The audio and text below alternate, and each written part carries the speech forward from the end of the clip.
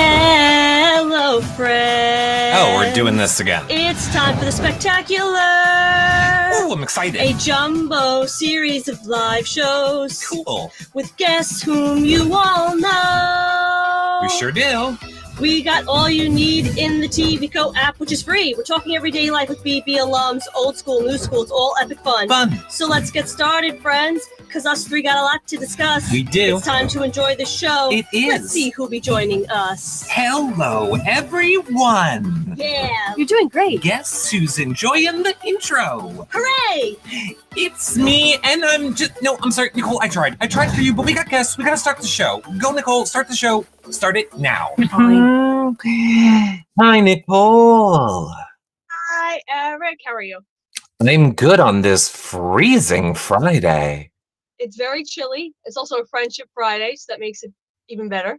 I know. No, I'm renaming it Freezing Friday. It's officially Freezing Friday. But you look cozy, though. As you can tell, I broke out my never-ending scarf again. You know, you gave me a little bit of trouble with it yesterday. But I said, you know what? I'm going to embrace the never-ending scarf and wear it again because I know how much you love it. Isn't it so funny that I don't even know what yesterday was? Like, you say yesterday, I'm like, is that yesterday, but something tomorrow? Did that really happen yesterday? I don't know, Nicole. But you know what I do know? What's that, Eric?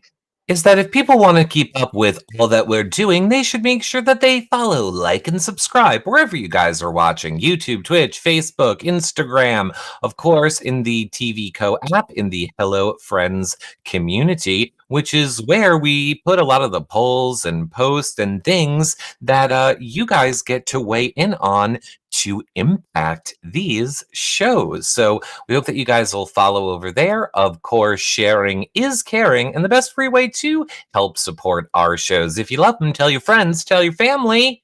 What else should they do, Nicole? If you're listening to the audio version of this on your favorite podcast provider, please be sure to leave it a 5-star rating, a positive review, and share it with all of your podcast listening friends. We love that. And if you are having trouble and you're like, what is the schedule? I don't know the schedule. You can head over to HelloFriendsPod.com. Check out our schedule. All of mine, Nicole's, Hello Friends social medias are there. If you're trying to find a YouTube, a Twitter, a TikTok, a Cameo, they're all over there. So without further ado, Nicole, this is kind of a weird show because it's not like, it's a guest. We have a guest, but we're not interviewing like it's a guest. It's more our friend, but I still feel like you have to do your intro. I know, it's weird. How do you introduce somebody that's like your bestie? Oh, good. Oh, I'm off the hook? Perfect. I'm even more excited. That came out rude.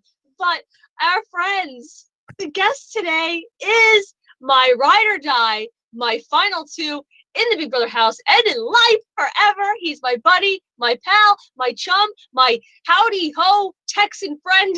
It is the one, the only Cliff Hogg.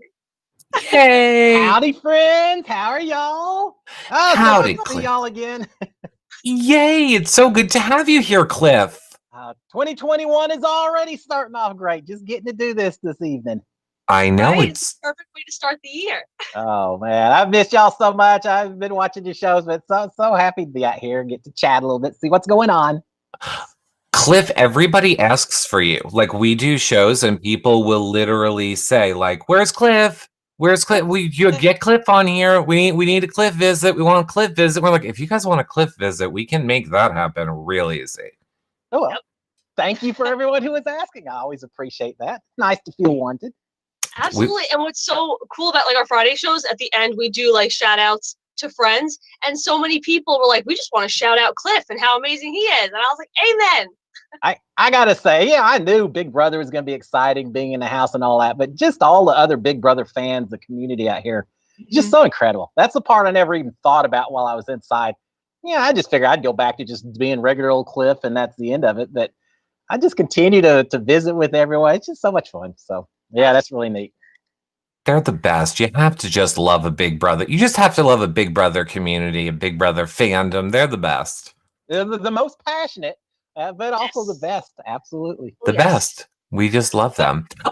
So, Nicole, I know that we have so much to get to. We know, we do our watch parties in the Hello Friends community in the TV co-op where we talk the challenge, which, Cliff, we know that you are a huge challenge watcher as well. So I know we want to talk about that. I know we have questions from people.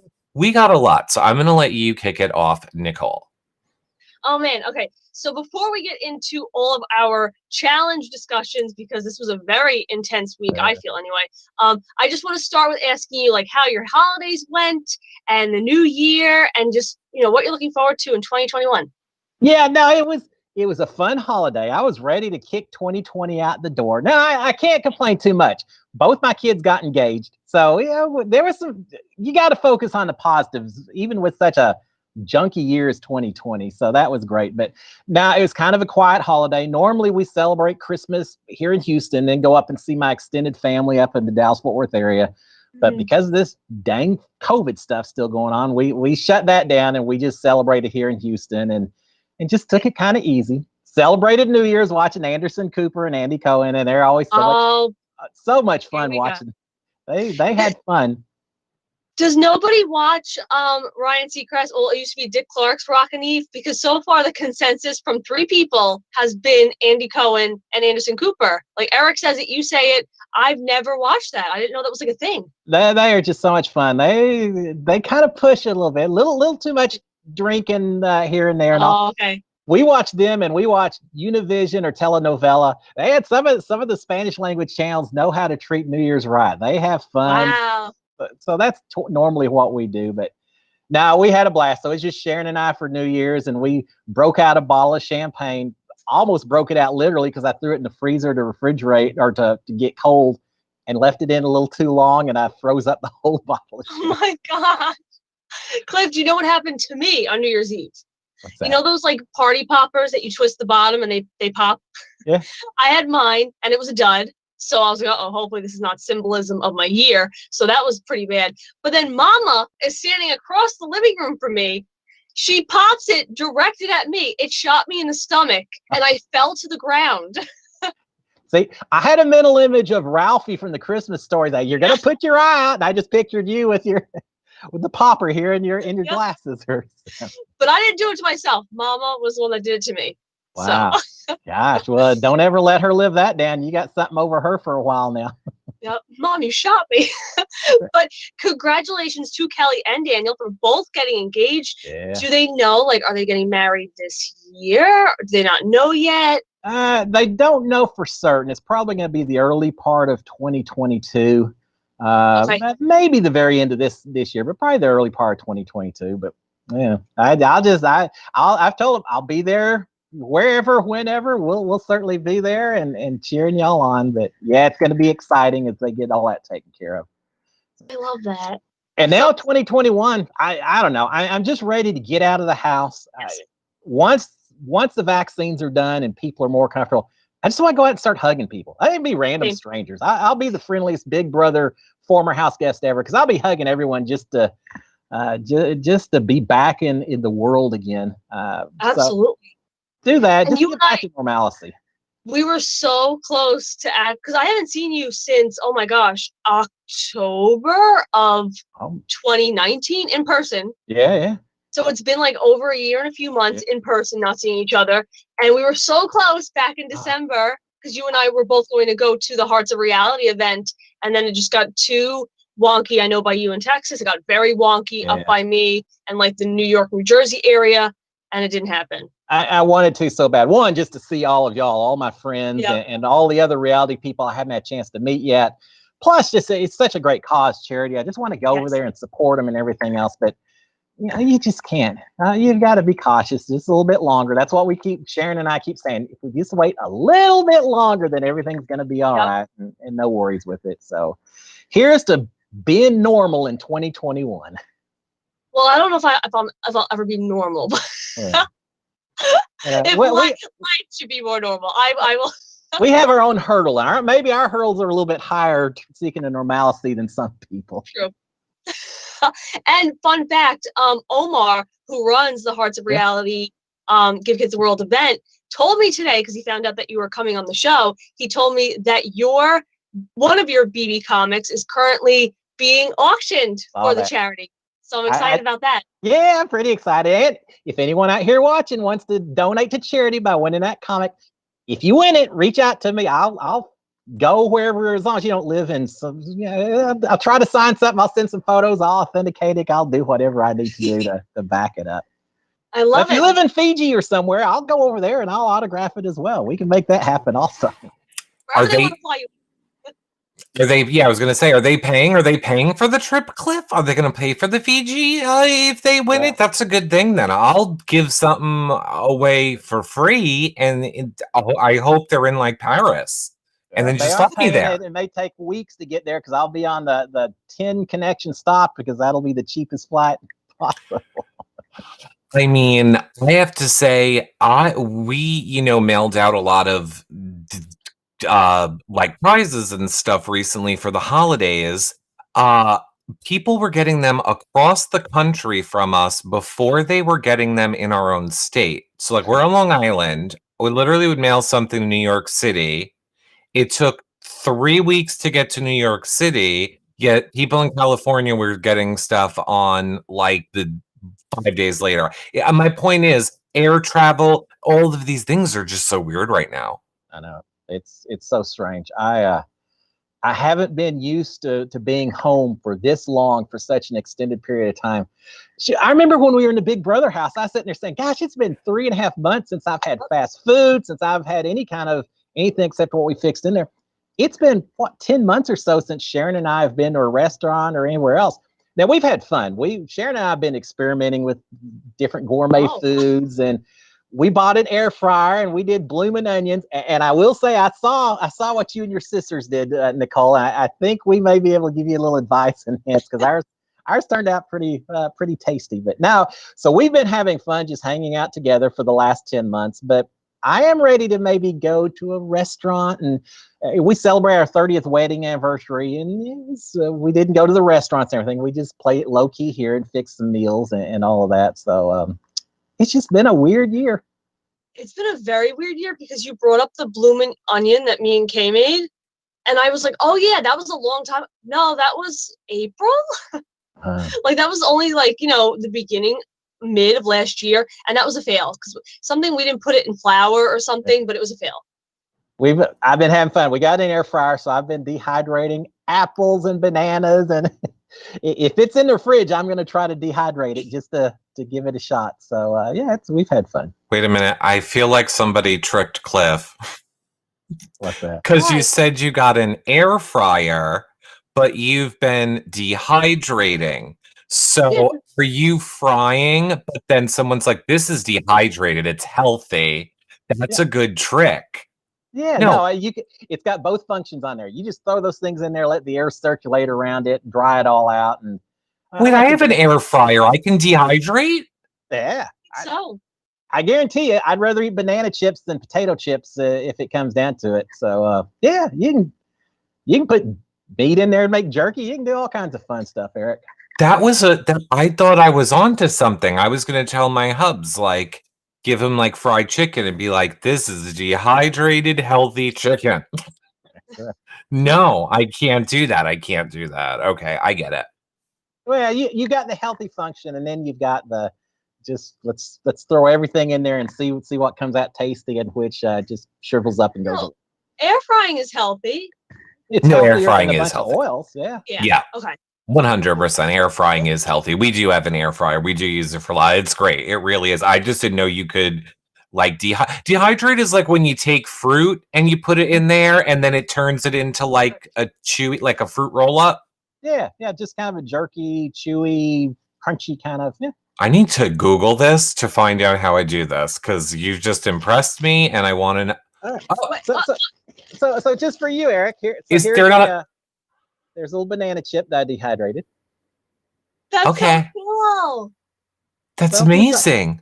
Just a whole little bag of them I keep next to the to my chair, and I can just munch away on it. It's sure healthier than the Christmas chocolates and candy I got in my stocking this year. But the chocolates and candy are so worth it. Oh, they're so addictive. The worst thing in that Big Brother house was that little jar, the ceramic jar with the little Hershey's chocolate bars and everything in there. That was the worst thing possible for us in there. Yep. I would literally just walk past that and eat a piece, walk back past it, eat again. And that was what caused, I would say, my chocolate obsession. I blame that little bowl in the Big Brother house. I think it was on purpose. The producers wanted us on those sugar rushes and pumped up and everything else. So they certainly always made sure we had plenty of caffeine and chocolates and things like that in there.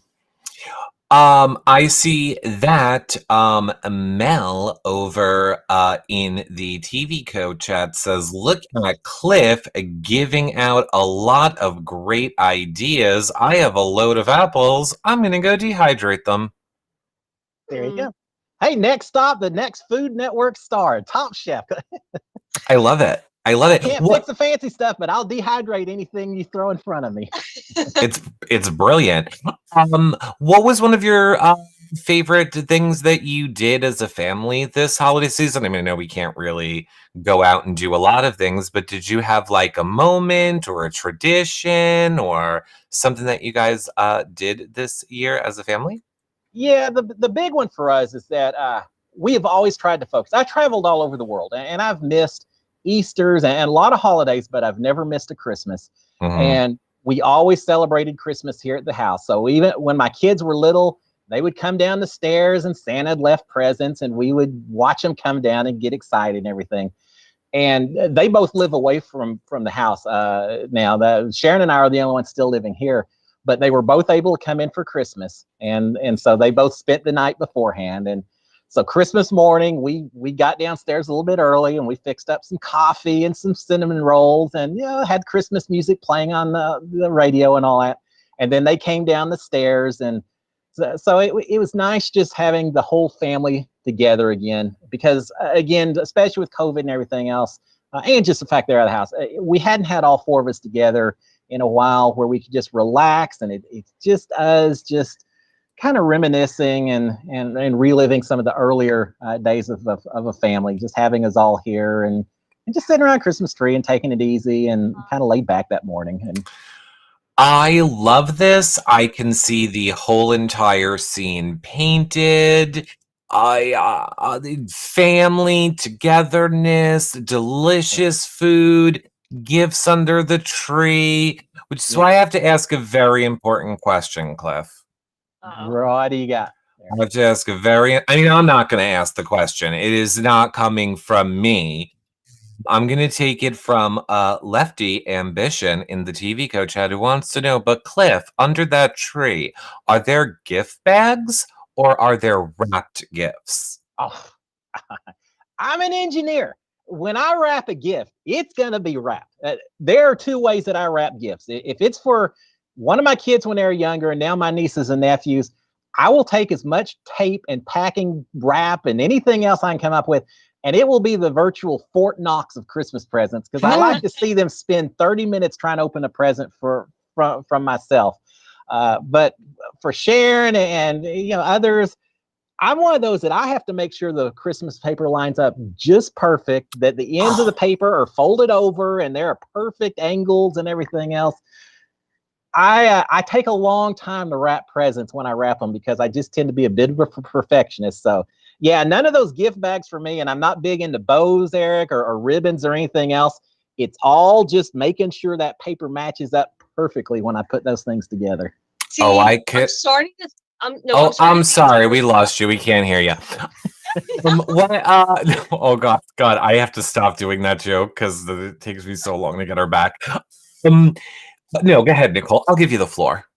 I was going to say, I'm starting to think it's a personality thing, and that the people I'm close to are gift wrappers. I have yet to meet a fellow bag person. How come everybody I'm very close to says gift wrap? I like bags from Dollar Tree. I like tissue paper from Dollar Tree. I like the little curly cues from Dollar Tree, and just like boom, boom, boom, everything's in the bag with a little puff on top, a little bow. It's done. It looks nice. Yeah, and it doesn't matter. It can be the most obvious present. It can be a coffee mug or something, and I'll wrap it so it looks like a coffee mug sitting there in wrapped paper. And it would probably be a lot more of a secret having a gift bag. But no, I'm wrapping it. That's the way Boss Hogg operates. Right. That's the way most people that care that are giving a gift operates. I tell all the time, I say to people, nothing says I don't care like a gift bag. Oh, well, I'll go for the paper every time.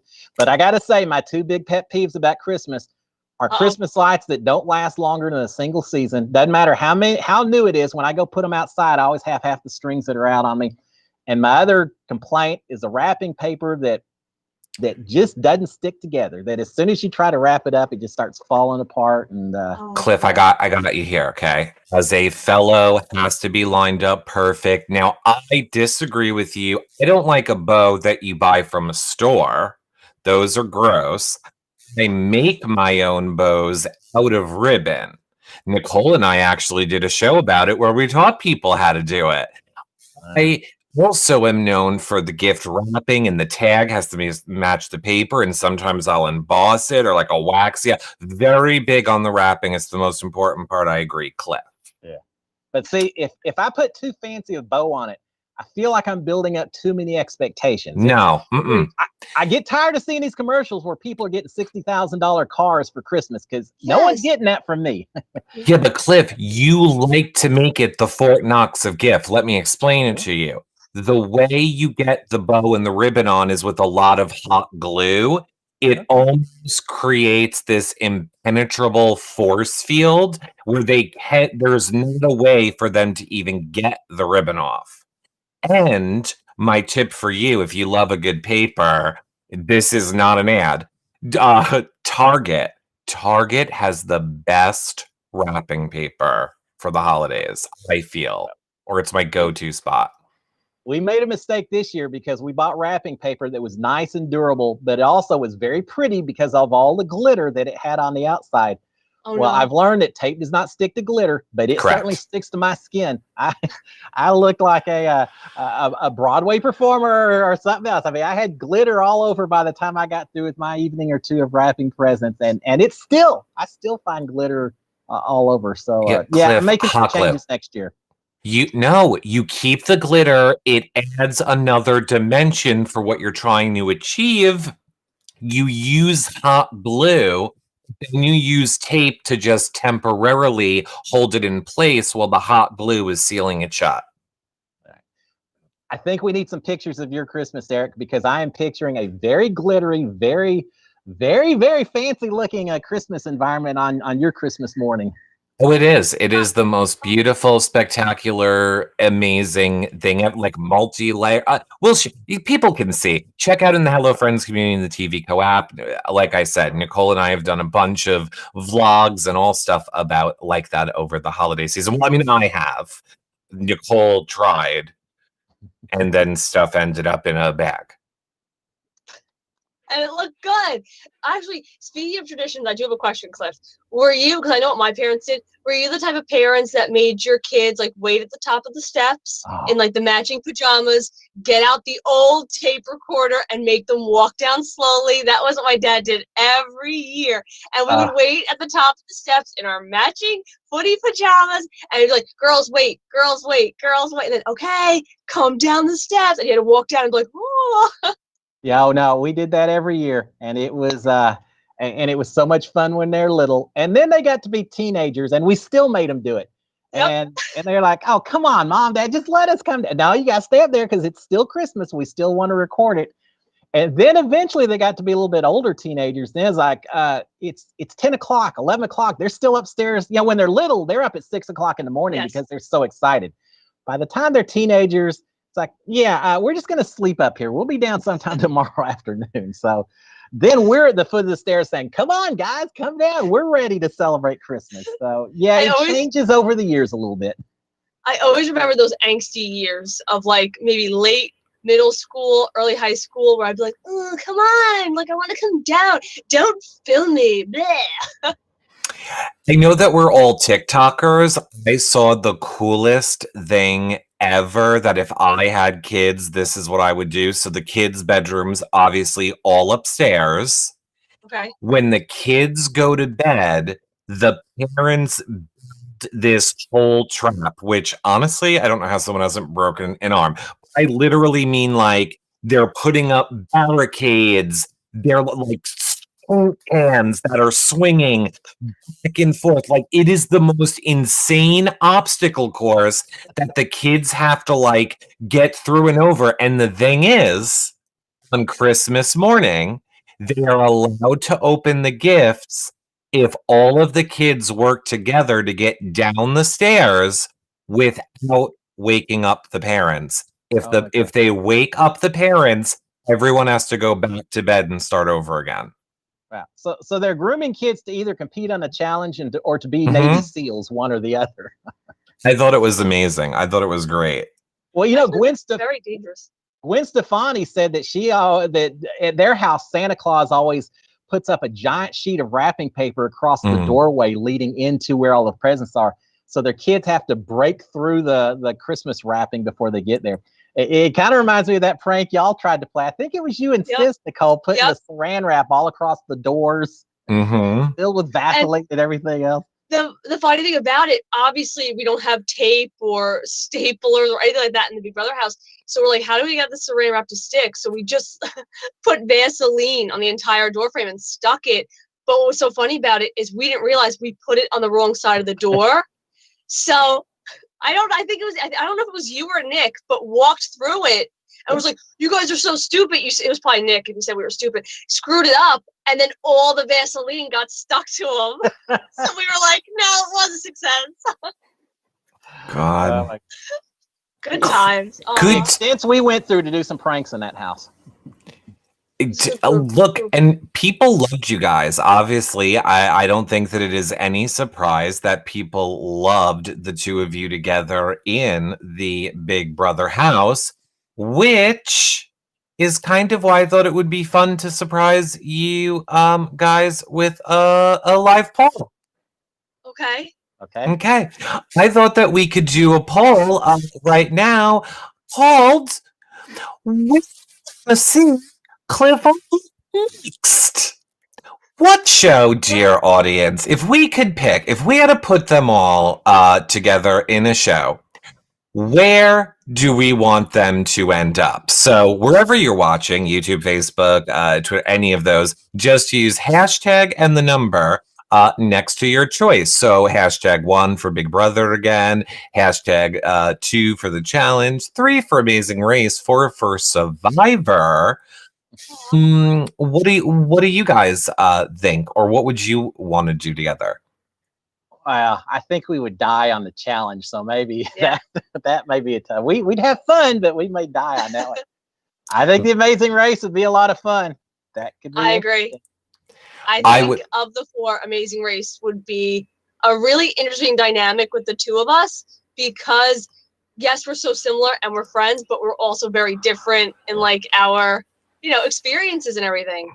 I was waiting to like make the results live because I feel like if people jump on board when I put it on right away and get on with the popular one. But yeah, I mean, Amazing Race, it was just 83%, now back up to 84%.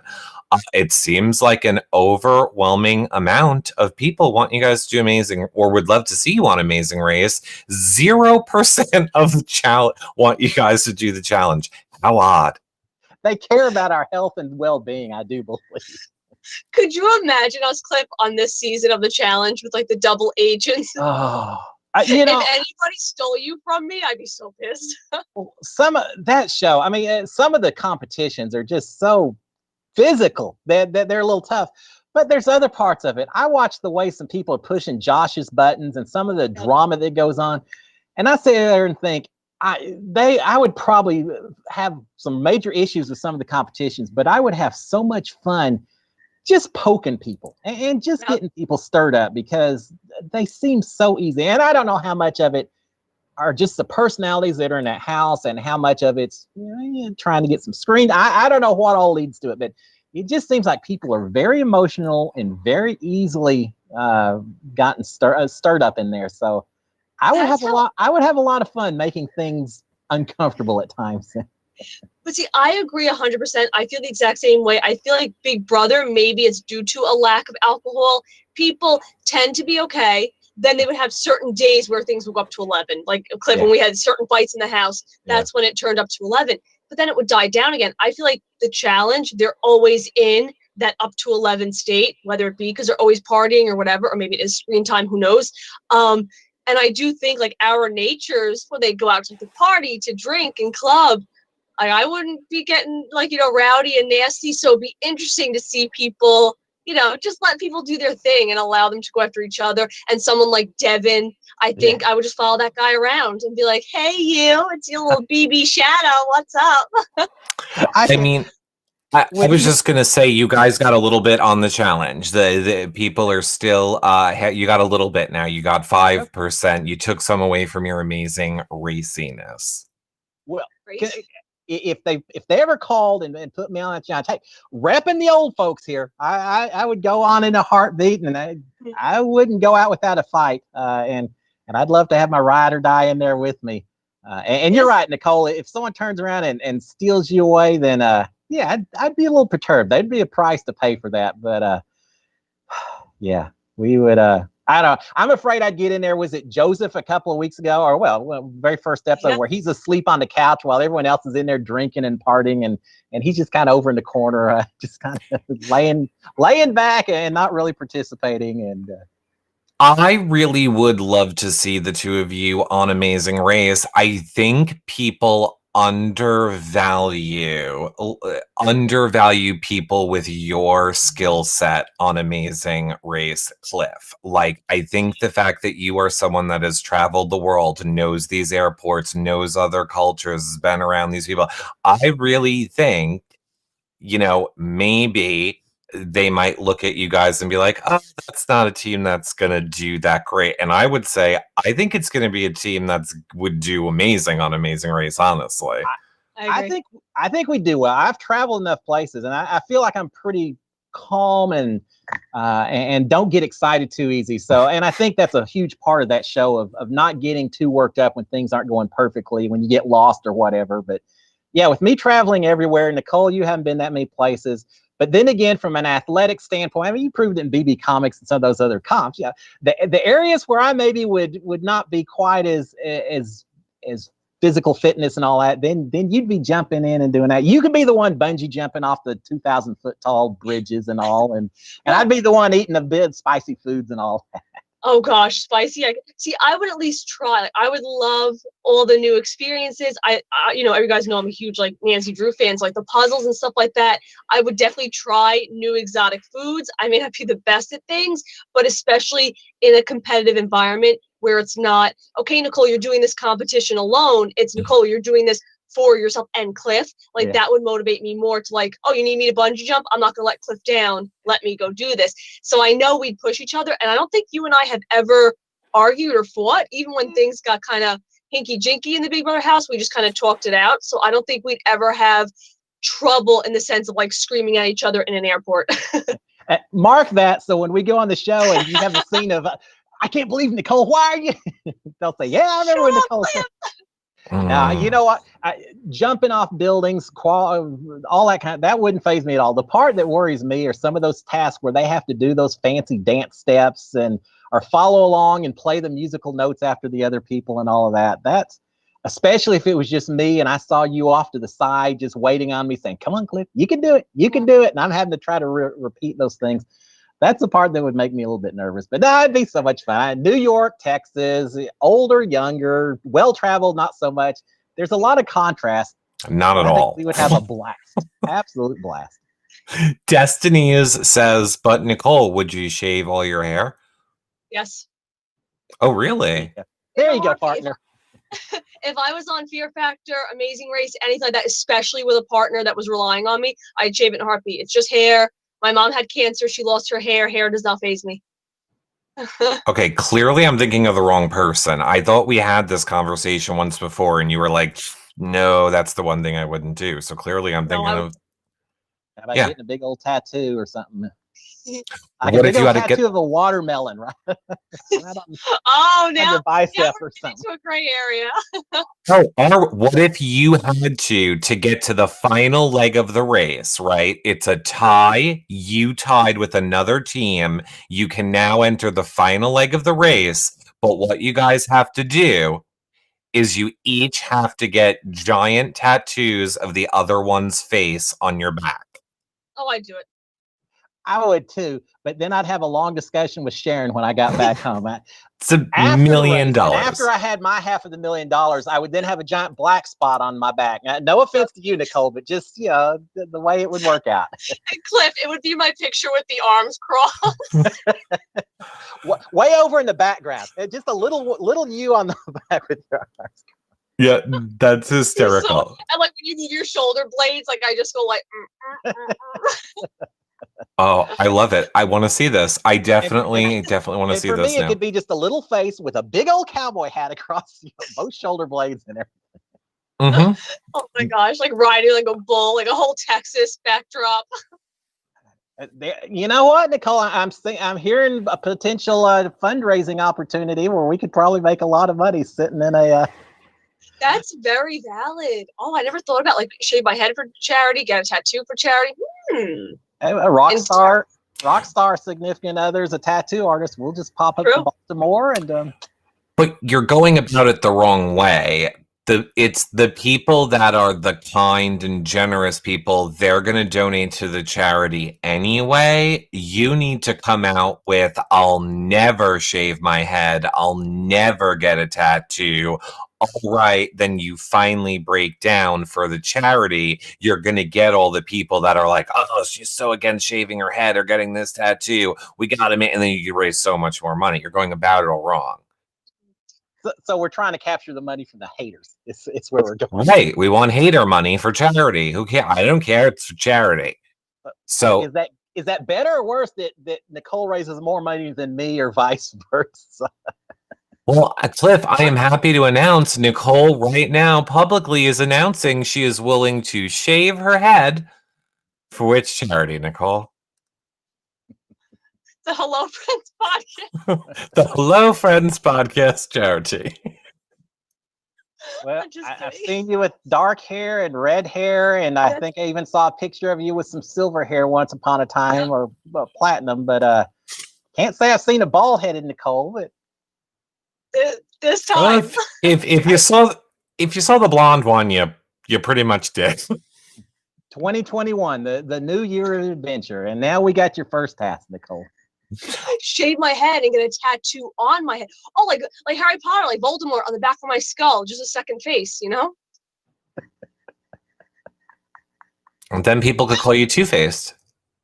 They already do. No, I was going to say nobody ever can call you Two-Faced. Now they would have a reason to be like, you're Two-Faced. And then I could be like, are you picking on me because of my head tattoo? You know?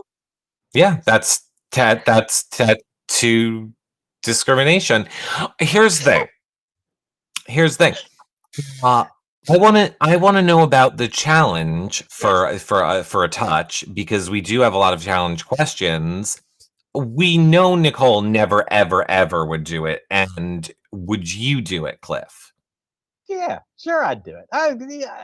It may be a horrible decision. As they're carrying my limp body away from that elimination arena, they may say, "Cliff, we told you not." But yeah, I'd do it in a heartbeat. I'd have, again, I would give it everything I had, and hey, put me up against Fessy in the hall brawl and all of that, and I'd lay a lick on him. I don't know who'd be walking. I don't know who'd be walking away, but he's got a few inches on me, but I got a little body mass to fight back the other direction. So yeah, I'd do it, and I'd have fun doing it. I'd do my own special way of playing the game and try to get the people worked up against each other and see if I could just kind of float a little bit to the end. Yeah. I don't know. Who's scared about competing against me in the finals? I would be the person they ought to take to the very end, because they know they think they can win against me in the finals. So hey, why waste your week taking me out?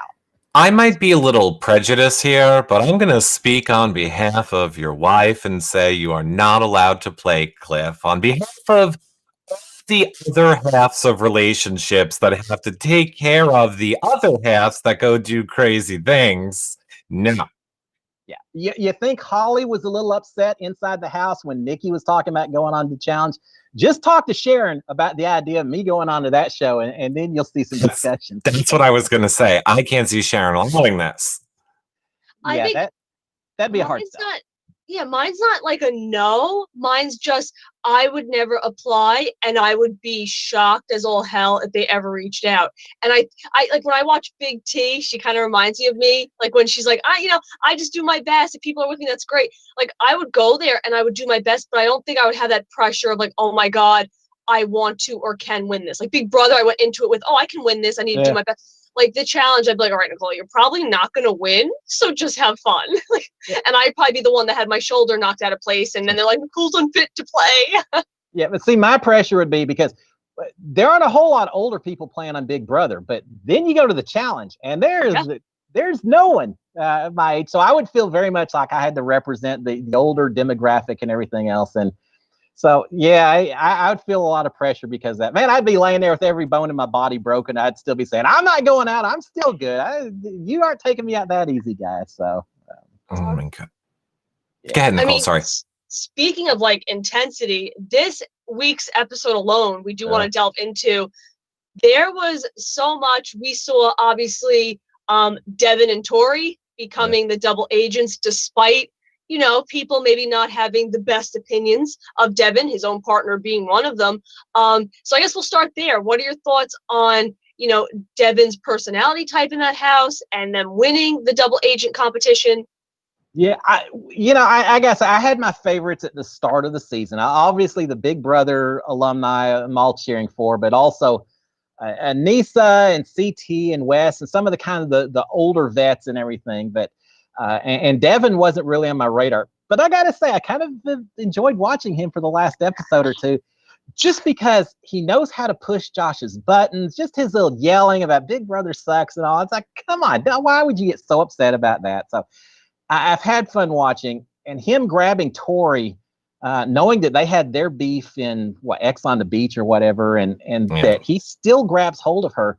I just feel like there's a lot of strategic play from him that I may not even be capturing or recognizing everything that goes through what he's thinking. I got a lot of respect for him right now in the game that he's playing and some of the actions that he's taken so far. That's an interesting take because, okay, hold on. You guys know I respect gameplay, and I said kudos to them for winning that comp. He was the only one that was able to do it. Like, that is something. And I do agree with the level of manipulation in the sense of let me do this to piss people off, let me say this to stir people, stir the pot. I guess I commend that because I'm not the type of person who can do that. So it's like, it's interesting to watch somebody do something so different from you. But maybe I am similar in age to Josh. Maybe it's a maturity thing, but it gets right under my skin. When he says the Big Brother stuff, I don't know if I'd necessarily react if I was in that bunker house, whatever. But I very much do react as a viewer.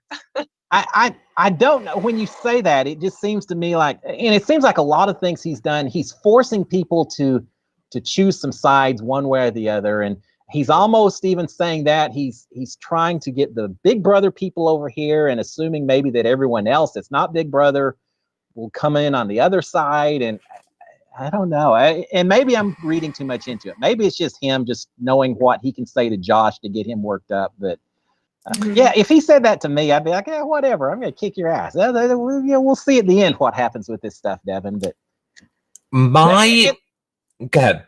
I was going to say the other thing too. If I was in the house versus watching it, I'm going to feel differently. I'm cheering for the people that are creating the chaos and the drama and everything else. If I'm inside there, that's the last person I want in there. And I'm probably going to go out of my way to try to boot him if I get the chance, just because he's a divisive kind of person there. But as a viewer, I love watching it. That's valid too. I mean, when it comes to Josh, I'm very torn because I love Josh the person. I love Josh on Big Brother. I am very much on Josh's side when people mock him or make fun of him on social media for crying or being emotional as if having emotions are a bad thing. None of that bothers me when it comes to Josh. But I am on everybody's side. I cannot stand the whole like I'm gonna start the conversation and then I'm gonna walk away. And I'm not talking to you. Like nope. That would push all my buttons in the same way it pushes everyone else's. And then I would be like, okay, I see what they're saying about Josh. And some of it seems unnecessary. That whole little conversation with Jay. Why do you go out of your way to get rid of someone that potentially could be working with you and supporting you? Right. Even if you don't trust him, even if absolutely you think that he's a snake and he's not going to stand by you, don't tell him. Let him think that he's got one over on you and just play along and keep that in mind when you're making your decisions. But for him to call out Jay the way he did, it just seems like he's burning bridges when he doesn't need to do so. I will say, when we were doing our watch party here in the app, one of our Hello Friends like chat members, and I can't think of who it was now, so hopefully they let us know, said to us, I wonder if Josh, quote unquote, knows that the only person, not only, but one of the only people he could beat in a elimination would be a Jay. But how do you justify wanting to be thrown in with Jay? You pick a fight with him and make it seem like there's an issue. So when you are in the elimination with him, it's like, oh, we're enemies anyway. See, so that was a very valid point. If it's almost like, I know I can beat you, so let me pick an issue with you. Maybe, but I tell you what, if I'm trying to pick a fight with someone in order to get thrown into elimination with them, I'm not sure Jay's the person based on last season. Jay did pretty well. He got booted, but only after he'd won, 2 or 3. It seems like he did real well at those first few episodes. I'd be picking on, is it Mitchie or one or two other people? Mitchie, right? Yeah, who's now partnered up with Amber M. That he just hasn't. He's a newbie, hasn't really shown that he's got a lot of fight in him yet. Jay would worry me. I'd be nervous about going into the arena with him. But that's a thing about the challenge, which I always wish that maybe, even though these episodes are an hour and a half long or so, I almost feel like, gosh, if you could just give us another 30 minutes of some of the behind the scenes strategy talk, I feel like I'd be more able to understand, because sometimes I feel like I'm just missing out whole sections of conversation to understand the motivation for some of the things that are happening in there. That's very true. I know one thing that's real easy to understand about the challenge this week, and it was the Nelson versus Fessy hall brawl. Now, who did you think initially was going to do well on this? It's got to be Fessy, right? I mean, I've met Fessy. I've stood next to him. That guy is a beast, and he played college football. And he had already talked about how he was waiting for the physical challenges and all of that. And I was a little perturbed that he hadn't already called himself out. Was it 2 weeks ago? I guess that he kind of chickened out there. But I understand absolutely why he did this competition. This is his competition, and I hated it because I'm a big fan of Nelson. After last season, and Nelson threw himself on the sword for Corey, I wanted him to do so well, and so I hated to see the two of them go up against each other. But I would have been amazed if Fessy hadn't won this particular competition. I had that part of me that was hoping Nelson would, wiggle his way under him or jump over him. Like, I was like, come on. I always root for the underdog, and I love Fessy. I love Big Brother people. But in that situation, I go, okay, Fessy's so big. Come on, Nelson, Yeah. I was going to tell the chat while we were discussing it to let us know who did you think while you were watching. Obviously, we all know the outcome now, but I'm curious to what you guys thought when it was happening or before the first round started. Did you guys all just say Fessy has this regardless, or did anyone think Nelson? It is overwhelmingly Fessy. That seems to be. But I gotta say, Nelson gave it everything. He hit hard. He was not giving up. He walks out of there with his head held high that he fought the way he did. And I thought there was a chance once they hit. I thought, man, I don't know if he can just get under Fessy, drive him back a few feet, and then wiggle past or something. But that's it, Fessy. Not only is he big and he knows how to hit someone, but he's also pretty fast too. He made it across and hit that first round. It wasn't but a split second ahead of Nelson on, so it was a close one. Mm-hmm. Yeah, he did very well. I was very I was impressed with Fessy, honestly, even from a strategic standpoint. Like we don't, Fessy is always to me who flipped Fessy. So Fessy doing some good strategy there. I mean, some might say it's a bad strategy because now he's a giant target and probably no one wants to work with him in this season or any future season. But if his goal is just to dominate right now, get the win, get this $1 million, and get the hell out, great plan. If it works. If it doesn't work for him, then it'll be stupid move. You turned on your two closest allies. You got rid of Nelson. You pissed off Corey. You're so stupid. If he goes far or wins it, it'll be, oh my gosh, best move ever. So strategic, so smart. And that's just going to depend on like the tide of the season, in my opinion. I don't have any problem. Yeah, I know he made some enemies. And I hate because I was cheering for Nelson. But Nelson's gone. So he doesn't have to worry about Nelson at this point. Yeah, he's got Corey upset with him. And that's a shame. But there's only 10 skulls getting handed out this year. And I think he already waited longer than he should have. And he saw his perfect situation now to do the event that he felt comfortable he could win. I don't fault him at all for doing it, for setting it up. Maybe he could have let people know ahead of time so it didn't come in as much of a shock when Tori and Devin put him up and all of that. But there's so few skulls to be had this year. You got to grab it when you can and worry about the relationships later. I think he's got a skull now. There's going to be a lot of people fighting for those last few skulls here over the next few weeks. And I wonder as well if that goes back to what you were saying, how we wish they gave us more of the context and more of the background conversations. Was there more whisper of Fessy saying, put me in, or kind of hinting toward it with people? There may have been more of that, and maybe it wasn't as much of a blindside. Josh is so shocked. We're all shocked. Maybe it wasn't to that extreme. And I think that's another thing with like maturity, because I know you guys both don't agree with me. I struggle with that because of the personal relationships. And I know that's something that I struggle with. So if I separate it from a game level, I go, wow, that's super impressive. You got to watch out for yourself. You got to get yourself the skull. You want to win. But my heart, I don't know if that's something that I could do. Like, I literally walked downstairs and said to my family, like, if they put me in a whole brawl with Cliff, I don't know if I could rip off his face mask and throw dirt in his face, but I was also I grew up not playing sports. So I think I just don't have that we win mentality. It's got to be hard. But even the way he was playing, I mean, TJ called him out. No more dirty play, Fessy and all that. Obviously, he had made the decision that he was going to do whatever it took at this point in time to make it through. And we don't know. He probably got called out by a lot of people, or even calling himself out of why didn't I go in 2 weeks ago when it was the hoops and all that. He's probably spent every bit of time since then saying, I screwed up. Am I even going to get my chance now to fight for this skull? And so he probably chastised himself so much that when the opportunity came up, it probably was that much easier for him to say, forget it. I've got to get the skull. I can't worry about the rest of it. Yeah. And I don't fault him for it at all. I truly don't. And then he picks Casey. Then he literally gets rid of Anissa after being like, oh gosh, I love her so much. I want to make sure she's with a good person. Blindsides Anissa as well. We know that he wants Tori, but obviously can't take her. So he's going to then take Casey. But Casey's like, thanks.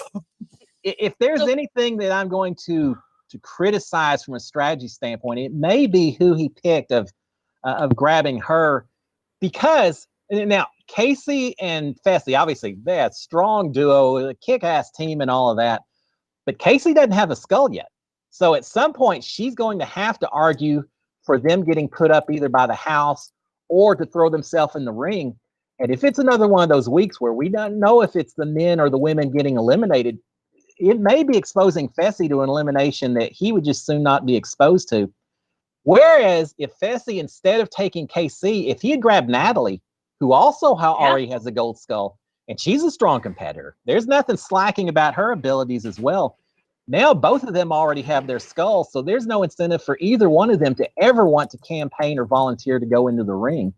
And I just thought it would have been a better fit for him to go after Natalie. And also then you have less of the other side worrying about this Big Brother alliance and everything else. So if there's any strategy that Fessy did that I maybe was a little not so certain on, it's just his choice of partners when he got done at the end of that. And that's really, really good insight, especially in regard to how it would affect Fessy's game. And I see Diane in the TV Co app asking that. She also asks, what do you think about Casey's game? Do you think he hurt her by picking her as a partner? I don't know. I mean, he's got enough enemies and everything. And if we truly have week after week where we aren't real certain if it's a men's or it's a women's elimination, then yeah, is she going to be put up as a collateral damage to some degree? Maybe, but she doesn't have the skull yet. So I can't imagine that she's going to be so upset if she gets thrown into a ring in the first place. So I don't think it's going to hurt her as much as it could potentially hurt him at the end of it. Gotcha. And in general, I see Nicole A. Fan asking, what are your thoughts on the steal someone's partner like twist in general? I love it. I love it. I think it's really interesting. And it's funny the way the dominoes fall, that if someone steals your partner, then you get to pick someone else. And eventually we end up with, was it Michi and Amber M now as the final new couple after everyone else has gotten picked and all of that. And I like it just because it shakes things up and it keeps people from getting too comfortable and too certain about who they're working with. And I like the strategy that's come into play too. You know, Kyle and now and Devin. It's not just I'm going to pick the person who's the strongest or who I feel the closest to. And we even saw that the very first episode when it was I can't remember because Cam and Leroy are dating, but they picked Casey and Josh. Is that what it was? They split. Yep. Yeah, I mean, I can see if we're in a house where I'm saying, well, I'm not going to pick you, Nicole. We're going to pick other partners and then watch each other's backs. It just creates a whole lot of strategy. But then when you can switch partners on down the road, it just keeps any. You know, the biggest complaint from All Stars Big Brother was I felt like everything was too static and too just stable and boring. When you can steal each other's partners, you're not going to have that much boring in this show. We saw that when they were all talking in the bar, like Devin and Tori were talking, like, okay, you pick who's safe on your end, I'll pick who's safe on my end, then we'll figure out who else we're bringing. So if you pick a partner who you're not necessarily aligned with, you both can protect your own people, and it kind of helps in that vein as well. And I think it's funny that when Devin picked Tori, you just saw her face like, oh, geez.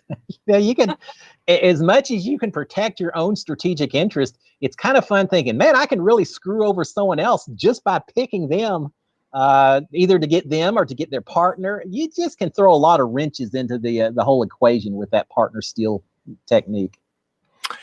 Well, you know, I think that the challenge this season, I have to say, is probably one of the most intense seasons we've seen in a while for a lot of reasons.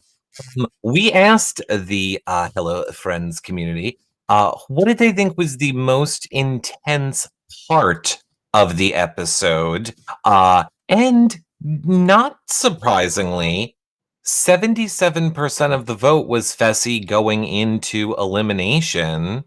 I kind of thought that the Josh arguing with Jay would get more than 2% of the vote. I thought the swap. I thought Fessy swapping Anissa for Casey, especially the way he set it up. Like he was like, I really like you, Anissa. Like someone's gonna steal me from you eventually. And I was like, wait, what? What's about to happen? Yeah, I didn't get it. I did not get it at all. But I mean, sure, Fessy going into the elimination was a shocking moment. I don't know that I would have called it. I guess it was. I guess that was probably the most shocking moment of the episode. Because I struggle between the Anissa moment as well. Yeah. Because I really did not think Fessy would do that. And honestly, now knowing that, in my opinion, Fessy is willing to do anything to win, I don't think anything's off the table now for Fessy. Yeah. I got to say, the last 15 minutes of that episode was the episode. No one thought it was intense watching them fly the drones inside those lava tubes. No, I was just sad because it was like, I want that challenge so bad. I want that drone. I want that VR headset. I want all of that. I would be jumping for joy if that was my challenge. I'd be saying, all right, Nicole, you and I, we got this one. We can do this. Thank Oh. God they were flying drones and they weren't in a car driving along the roads of Iceland with someone blindfolded and someone giving. They'd be driving off the road into icebergs or something. We would have lost half those teams. Exactly. They were on the struggle bus. They were horrible. They given me whole new motivation and incentive that I could compete on that show. They were. You know what we would do if we saw someone on the side of the road? We What? would give them a shout out, Nicole, because Oh, I love that. because it wouldn't be our Friday episode if we didn't take a moment to give a shout out to some of the people that submitted wonderful shout outs for us. And I am happy to say one, Denise Loves BB says, could you please shout out my mom, Linda? It's her birthday today. Hey, happy birthday. Happy birthday. Happy birthday, Linda. Happy birthday, Linda. And a fishing mom says, shout out to my son, Bobby, for working and making sure people have produce at Whole Foods, working all through COVID and having it twice, then still going back to work. Hopefully after he was over it. Yeah, Yeah. hopefully after he was real. She said, no, she said, and then going back to work. Yeah. That Yeah, getting it, and then going back in there, even though I'm doing it for the people. Working holidays so ladies can be home with their families. Props to Bobby, a whole new kind of soldier this year. Way to go, Bobby. Thank you so much, Bobby. We appreciate you.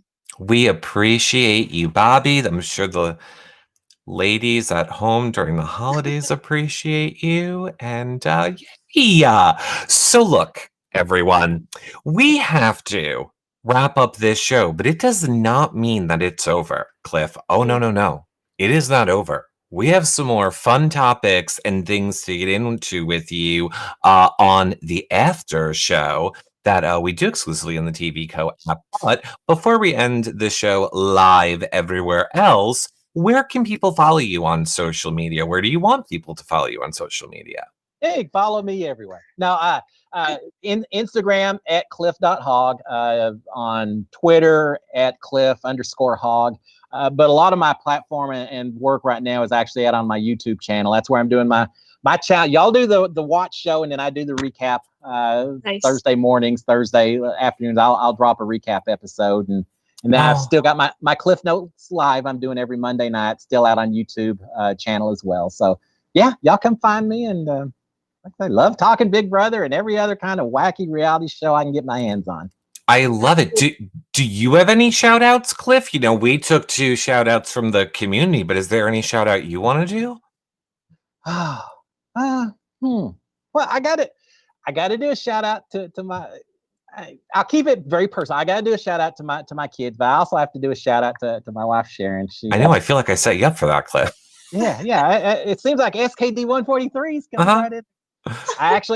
It's every bit. We've got our 2 weeks of winter down here in Houston, so we've got a fire going. I got 2 bottles of strawberry wine, and after we get through with this, Sharon and I are just gonna sit by the fire, drink a little wine, and enjoy Friday night. So, shout out to my amazing wife Sharon.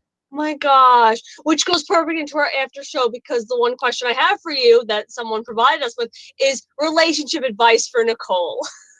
Oh, that is going to be a good after show topic. Oh, I'm sure that's just what you always are looking for is relationship advice, Nicole. Actually, she is, but it will be interesting to hear what you have to say. So, for those of you that are getting off here, thank you so much for joining us. Of course, you can check us out live every single day of the week.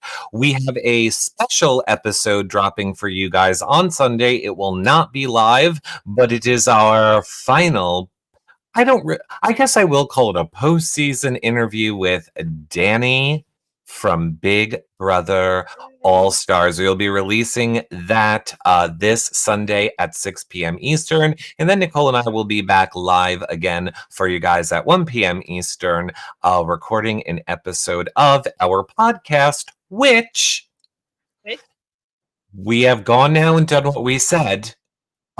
It's just live when we're recording it, and then that's it. So if you can make it to the live recording, great. If you missed the live recording of it, obviously the podcast will be on all your favorite podcast providers. so you can get it there. And leave it a 5-star rating and a nice review. Make sure that you guys are following, liking, and subscribing. And of course, sharing the shows are all great ways to help support them. Nicole, final thoughts? Also tune in. I'm gonna be putting my green screen behind me because I'm really jelly. I was already jelly of like Eric's, and then I saw Cliff's today, and I thought Cliff was legit in like this Texan like I don't know like setting. I don't know how to describe that. But then I was like, oh man, so now I want like I don't know unicorns frolicking behind me. But Cliff, you're my bestie. It's been fun to have you join us. I can't wait for the after show and for all the relationship advice that Lord knows I need. Until next time, friends, if you're getting off at this stop, we will see you on Monday. Cheers, guys. Bye, guys. To everyone watching in the Hello Friends community and the TV co-op, stay right there. We'll be back in 1 minute for the after show.